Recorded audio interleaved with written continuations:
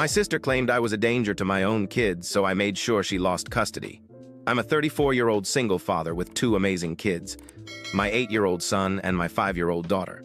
Life hasn't always been easy, but I've worked hard to build a stable and happy home for us. My sister Gabriela is 37, married to Rodrigo, and they have two kids, a 10-year-old boy and a 7-year-old girl. On paper, Gabriela's life looks perfect: a 6-figure corporate job, a big house in the suburbs, and a husband who seems to have everything under control. But trust me, it's not as perfect as it seems. Gabriela and I were never close. Growing up, she was the golden child who followed all the rules, got perfect grades, and made our parents proud. Meanwhile, I was the rebellious kid who questioned authority, made mistakes, and according to our parents, gave them gray hairs. Gabriela loved to rub her success in my face. Even back then, she was the kind of sister who would ace a test and leave it out where I could see it, just to remind me how easy it was for her to be perfect. Our relationship didn't improve much in adulthood. Gabriela has always had this superiority complex. She likes to pretend she's offering helpful advice, but it's always thinly veiled criticism of my choices. When I decided to become a freelance graphic designer, she called it a hobby job and asked if I had thought about the kind of example I was setting for my kids. When my son chose dance over soccer, Gabriela acted like I had condemned him to a life of bullying. Don't even get me started on the time she asked if I was saving for therapy because my daughter's favorite color was black instead of pink. That's just Gabriela. The last family gathering was where everything started to fall apart. It was a backyard barbecue at our parents' house, a rare occasion when everyone showed up. My kids were running around with their cousins, laughing and having a great time. But of course, Gabriela had to make a loud comment for everyone to hear. She said something about how I let my kids run wild and how it's no surprise they never listen to anyone. I laughed it off at the moment because I've learned not to let her get under my skin. But I could feel Rodrigo's judgmental side-eye, probably mentally comparing my parenting to their color-coded chore charts and strict screen time schedules. Gabriela and Rodrigo are the definition of helicopter parents. Their kids aren't allowed to eat sugar, stay up past 7:30 p.m., or watch anything that isn't educational. Rodrigo is always posting Pinterest-worthy pictures of family game nights or homemade science projects. But their kids always look exhausted. It's like they're being raised in a pressure cooker. Meanwhile, Gabriela treats motherhood like a side gig. She works long hours and spends most of her time at family events scrolling on her phone, only stepping in to bark orders or criticize someone else. About a week after the barbecue, my mom called me, clearly uncomfortable. She told me she had heard from some extended family members that Gabriela had been saying some nasty things about me.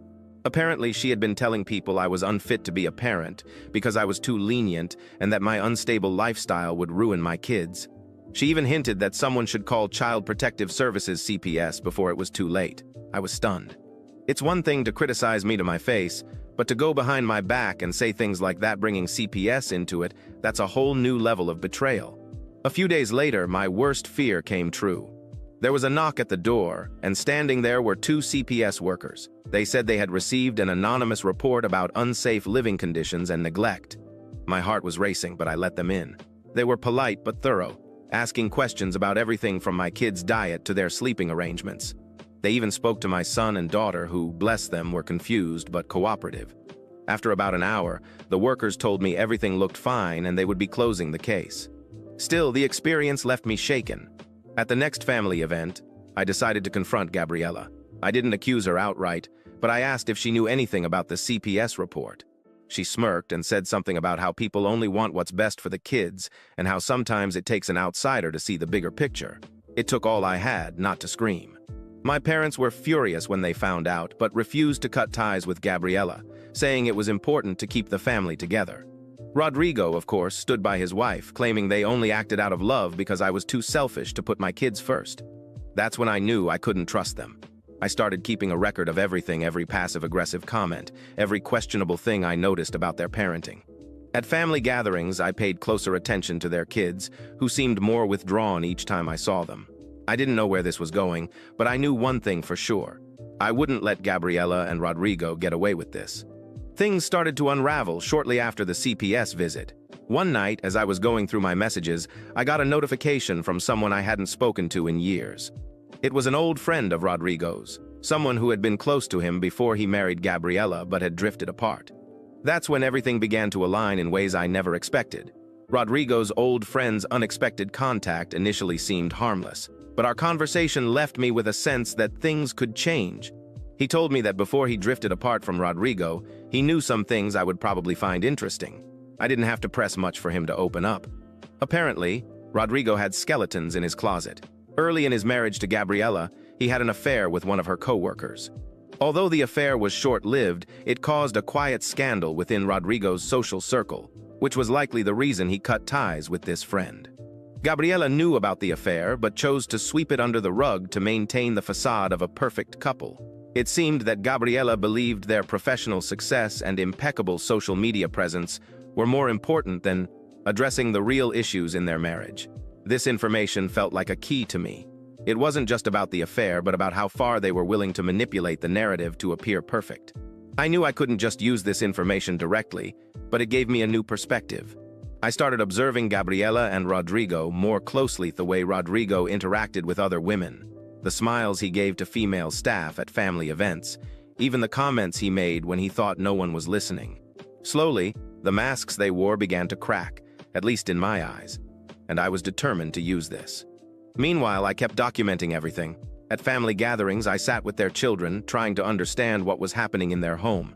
The kids seemed tired, wary. It didn't take long for the eldest boy to let slip. "Dad always yells when I mess up," and "Mom never has time to play with me." Those phrases were etched into my memory. I knew something was wrong, but I needed more. It was during a Christmas dinner that things began to unravel for them. Gabriela, as usual, spent most of the event on her phone, ignoring her kids. Rodrigo was visibly irritated, trying to control the situation as the kids began crying for attention. I, on the other hand, stayed quiet, observing everything. When the boy spilled a glass of juice on the table, Rodrigo lost his temper. He shouted so loudly that everyone in the room stopped. The little girl immediately started crying, and Gabriela, instead of stepping in, merely cast a look of disapproval, as if the scene was an inconvenience to her. That was the breaking point for me.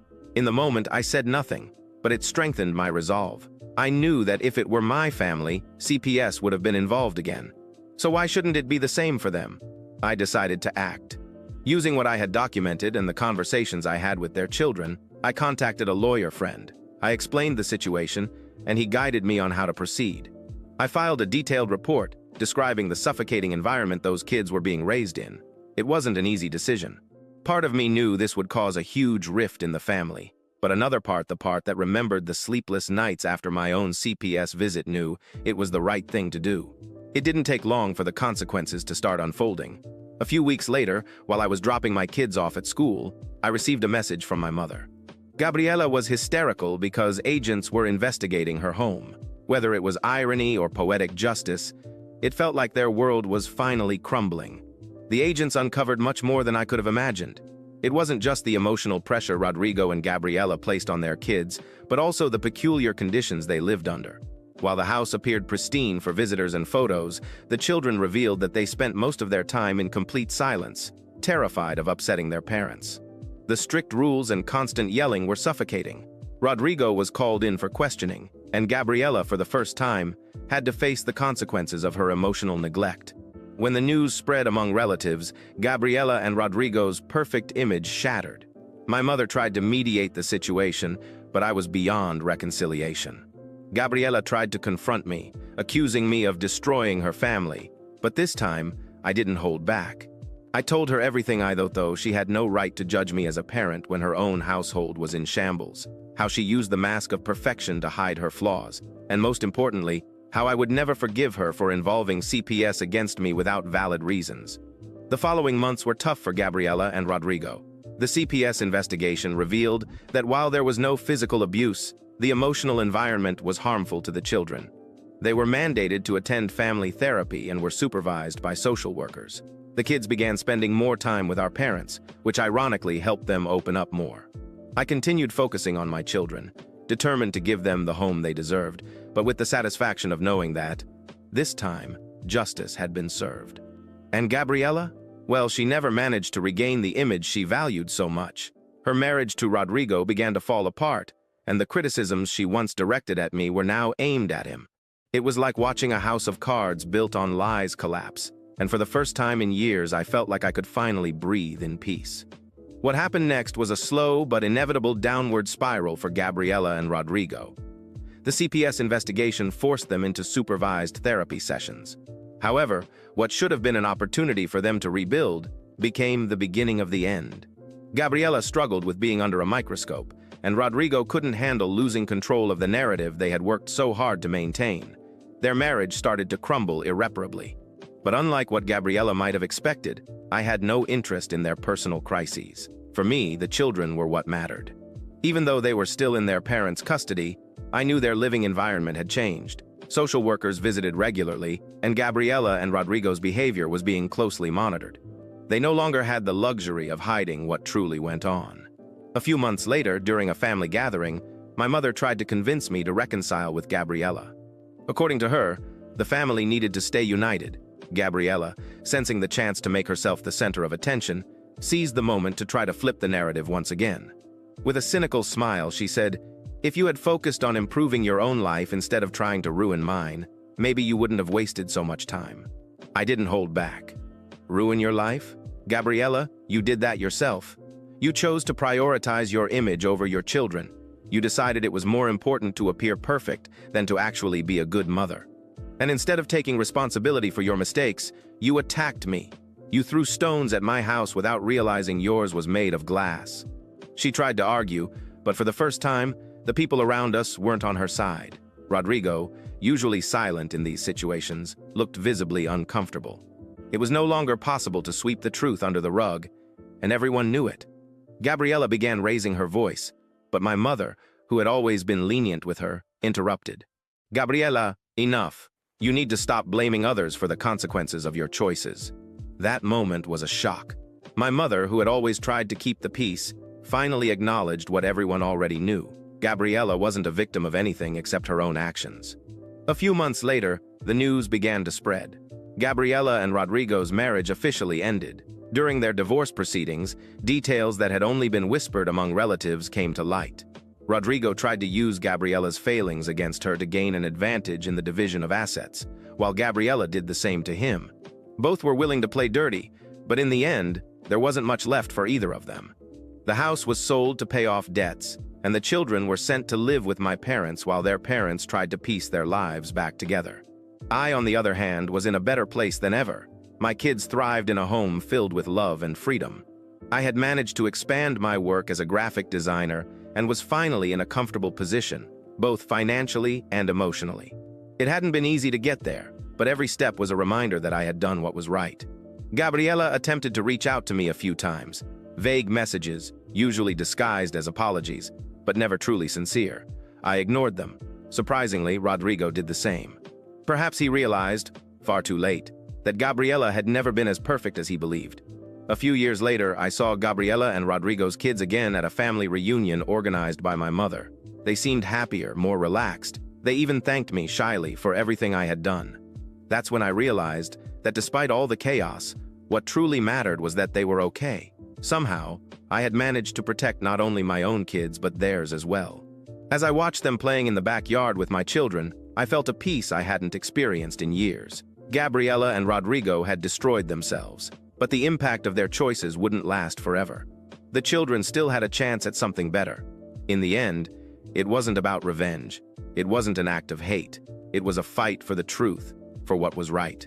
I lost a lot in the process, but I also gained something invaluable, the certainty that I did everything I could to protect those who needed it. And for me, that was enough.